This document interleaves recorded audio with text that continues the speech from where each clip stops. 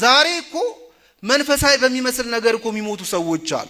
ለምሳሌ አንዳንድ ሰው ንስሐ ይገባል፣ ይናዘዛል፣ ቀኖናውን ይፈጽምና ስጋ ወደሙን ተቀበል ሲባል ግን ኧረ እኔ አይገባኝም የሚል ሰው አለ። ምን አይለኝም?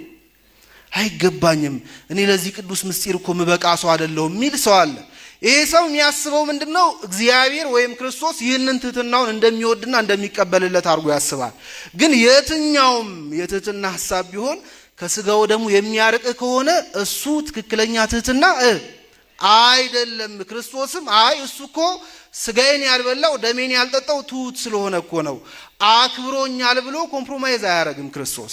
እንዲህ አይነቱ ትህትና ወደ ሲኦል ያወርዳል። ወደ ምን ያወርዳል? ወደ ሲኦል ያወርዳል። በጽድቅ መሳሪያ መሞት ማለት ይሄ ነው። በነገራችን ሰው እንዴት ትሁት ሆኖ ሲኦል ይወርዳል? አይከብድም? ይከብዳል። ያልተማረ ሰው በጽድቅ መሳሪያ ሊሞት ይችላል። ስለዚህ መማር ያስፈልጋል አያስፈልግም?